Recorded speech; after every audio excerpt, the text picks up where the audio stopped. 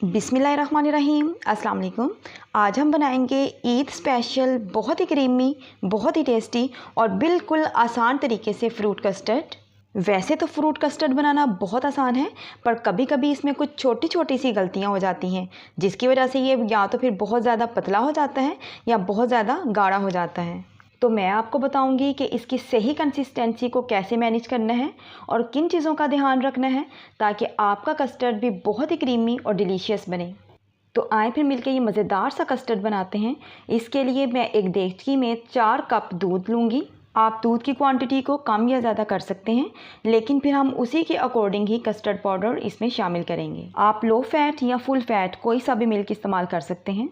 दूध को हमने अच्छे तरीके से बॉयल कर लेना है और दूध को टेस्टी और खुशबूदार बनाने के लिए मैं इसमें ऐड करूँगी थोड़ा सा इलायची पाउडर। और अगर आप साबुत इलायची शामिल करना चाहते हैं तो वो भी कर सकते हैं, लेकिन पाउडर से खुशबू ज़्यादा अच्छी आती है। इसके साथ ही मैं इसमें शामिल करूँगी 4 टेबलस्पून शुगर। शुगर की क्वांटिटी भी आप अपने टेस्ट के अकॉर्डिंग कम या ज़्यादा कर सकते हैं। थोड़ा सा मिक्स करेंगे और दूध को बॉयल होने के लिए रख देंगे। ये जो दूध हम बॉयल कर रहे हैं, इस दूध के अलावा मैंने आधा कप दूध और लिया है। आप चाहें तो इसी दूध में से भी आधा कप दूध बचा सकते हैं। ये बिल्कुल ठंडा दूध है। अब मैं इसमें 4 चम्मच वनीला कस्टर्ड पाउडर के शामिल करूँगी। अगर आपको थोड़ा सा पतला कस्टर्ड पसंद है तो फिर आप 3.5 टेबलस्पून कस्टर्ड शामिल कर सकती हैं। कस्टर्ड को हम अच्छे तरीके से मिक्स कर लेंगे।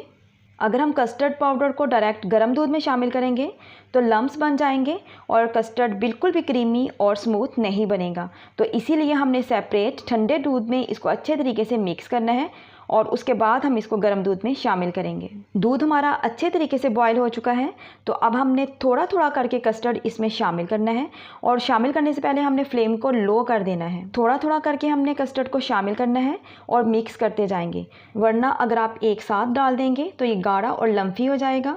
मतलब कि कस्टर्ड की छोटी छोटी सी गुठलियाँ बन जाएंगी और ये बिल्कुल भी स्मूथ नहीं बनेगा। इसीलिए हमने थोड़ा थोड़ा करके इसको शामिल करना है और हिलाते जाना है ताकि ये अच्छे तरीके से मिक्स हो और इसकी गुठलियाँ भी ना बने और कस्टर्ड बहुत ही ज़्यादा क्रीमी बने। कस्टर्ड को हमने 3 से 4 मिनट के लिए लो फ्लेम पर पकाना है। ये आहिस्ता आहिस्ता गाढ़ा होना शुरू हो जाएगा। 3 से 4 मिनट गुजर चुके हैं और कस्टर्ड भी हमारा गाढ़ा हो चुका है।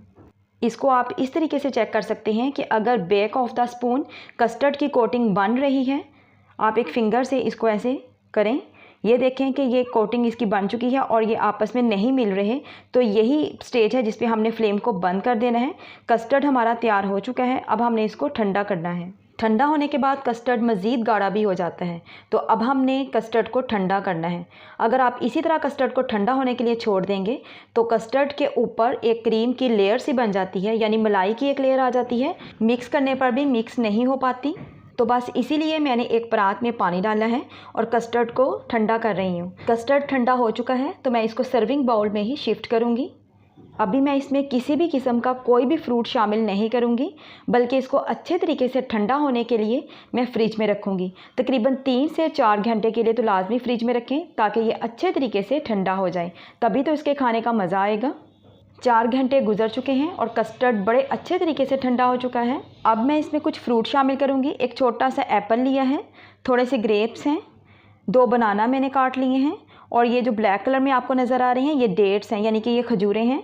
इनकी गुठलियाँ निकाल के मैंने इनको छोटे छोटे पीसीस में काट लिया है। फ्रूट्स आप उसी वक्त शामिल करें जब आपने कस्टर्ड को सर्व करना है, वरना अगर आप पहले ही फ्रूट्स को काट के रख देंगे तो ये काले हो जाते हैं और बिल्कुल भी फ्रेश नहीं लगते। कुछ खट्टे फ्रूट्स जैसे कि ऑरेंज और कुछ ऐसे फ्रूट जिसमें वाटर की कंसिस्टेंसी बहुत ज़्यादा होती है जैसे कि वाटरमेलन वगैरह, ये फ्रूट्स आप शामिल ना करें, वरना फिर आपका कस्टर्ड पतला हो जाएगा।